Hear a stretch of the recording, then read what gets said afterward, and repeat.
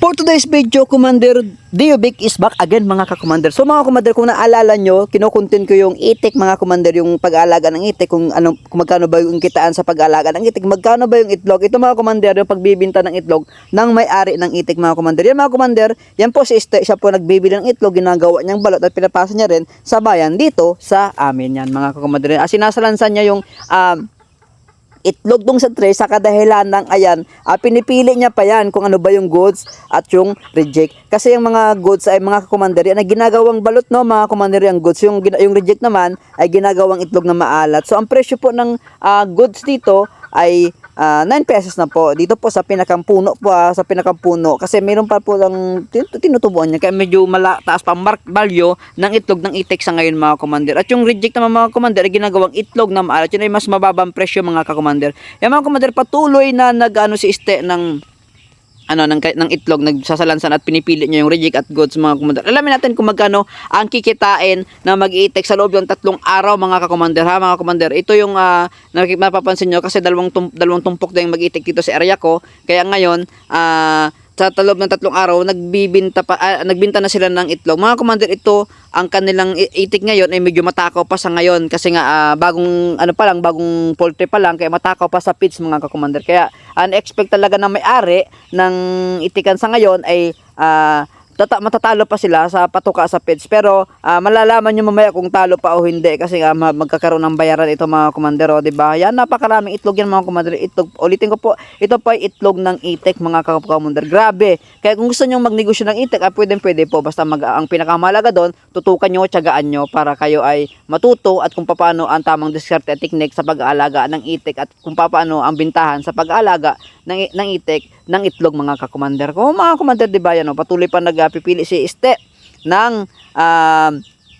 itlog mga komandero, di ba? Yan sinasalansan niya diyan sa tray. So kanya yung tray na yan, binili niya na po talaga yung tray niya na yan. At napakadali. Isa rin po sa taktika para parehas po kayo. Hindi po magkaroon ng dayaan sa pagbibilang ng itik, ng itlog ng itik, rather yan po ang ginagawa po para talagang magkakaroon ng bilangan talaga ng maayos ay i-tray po yung itlog. Kasi nga po pag halimbawa hindi nakatray yung itlog tapos bilang ka lang ng bilang, sobrang dami niyan, ay maaari kang malito, di ba? Kung halimbawa nalito ka, hindi mo na alam, ay maring magtsatsamba ka na lang, mag-ano ka na sa naalala mong bilang mo mga commander. Yung mga commander, kung papansin mo, ayan, marami yan mga commander, bali 4 na crates yan, yung yung itlog na yan mga commander, di ba mga commander, kung makikita nyo ay more than nasa 1,000 megit, no? 1,000 megit yan mga commander, yung piraso ng itlog na yan. So ayan mga commander, yan, pinipili niya, ganyan po magpili ng itlog kung goods o reject mga commander. May mga sila diyan, may mga taktika sila niya, o may mga tinitingnan silang kulay or size or yung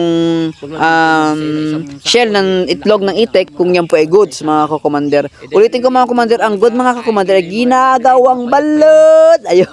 Ayan yung mga binibinta, yung mga nabibili natin sa kanto, tapos yung balot ay mayroong kasamang suka. Ayun, di ba? Ayun mga commander, nagkakwentahan na sila. Bali mga commander, hindi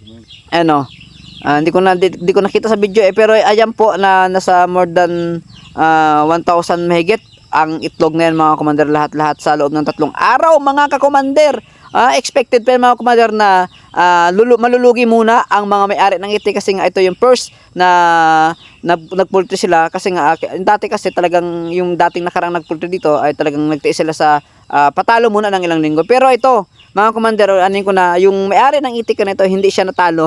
Hindi siya natalo. Bagkus tumubo pa siya sa pagbibinta ng itlog ng itik mga commander. Mga commander, ayan di ba?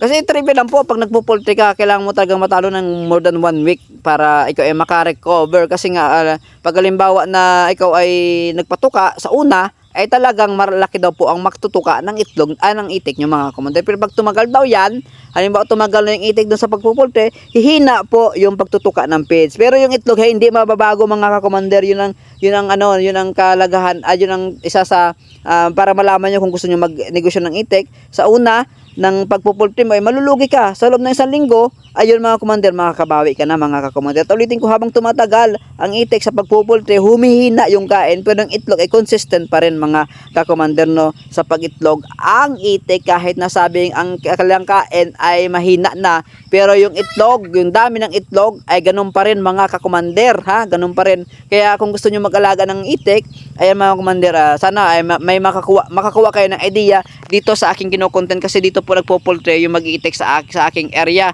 mga ka-commander. Mga commander, ayan na yung pera ni Este.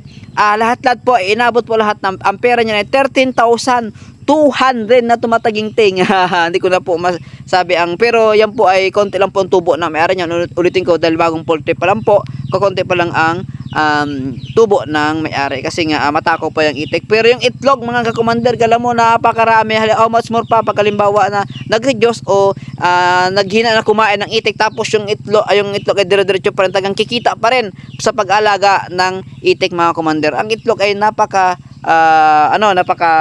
ginto. Lalo ngayon, wala na pong pastulan ng palay, mamahal pa po yung itlog.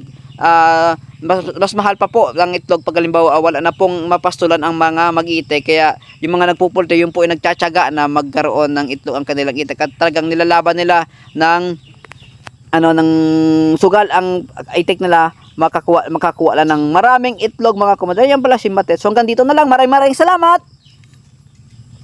At kung nakaabot ka sa video ito, maraming salamat, at paki-share, paki-like naman ng aking videos. Paki-suportahan si Commander Dio Vic, at sana may mga natutunan kayo. So maraming salamat.